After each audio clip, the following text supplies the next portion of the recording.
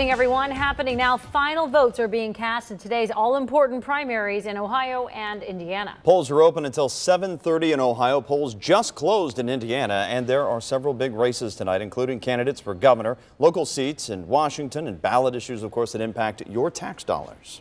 We have team coverage from crews in Columbus covering the campaigns of some candidates. Kristen Swilley with some of the Democrats, and 9 on your side's Tom McKee has reaction from 2 Republicans running for governor. Tom.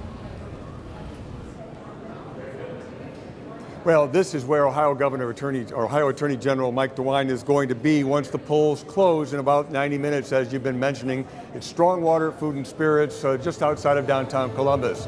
Lieutenant Governor Mary Taylor is going to be at the Hyatt Regency downtown as well with her supporters.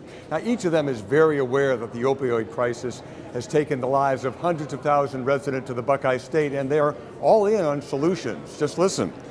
There aren't many people who haven't been touched by the opioid crisis, those addicted to drugs, those in treatment, and the families turning to Columbus for solutions. Mary Taylor wants to focus on education and prevention, plus hiring more narcotics officers to get extra boots on the ground.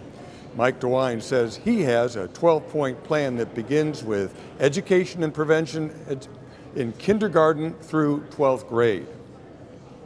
We're also going to really double down on what we're been doing in regard to the drug cartels. We have a model in Ohio that really works. It's called a bulk cash task force.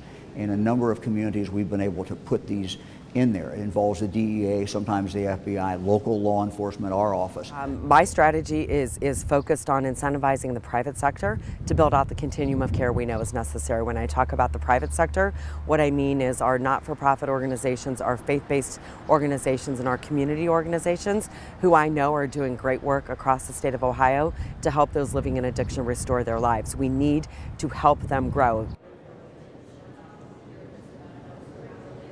Now, questions remain on how either candidate plans to pay for all of these programs.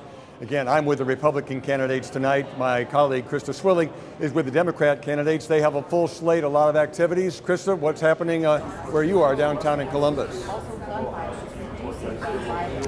Yeah, good evening, Tom. I can tell you I'm at the Renaissance Hotel in downtown Columbus, where setup is still underway for what Richard Cordray is hoping will be a victory party this evening. Of course, lots of last-minute campaigning leading up tonight for both him and his top opponent, Dennis Kucinich. Now, Cordray has crisscrossing across the state, of course, campaigning in these past couple of hours and past couple of days in Dayton, Toledo, and of course, right here in Columbus. Cordray is the former Ohio Attorney General and State House Rep, Solicitor General, and Treasurer, who was the first to lead the Consumer Financial Protection Bureau under President Obama. His opponent, political veteran Dennis Kucinich, is holding his watch party in Cleveland tonight, where he was once mayor. He's a former U.S. Rep from Ohio who ran twice for president in 2004 and 2008, now hoping to lead the Democratic Party to a gubernatorial win in November. In terms of the issues, both candidates have focused on gun reform and tackling the opioid crisis. And of course, those are just 2 of the overall 6 candidates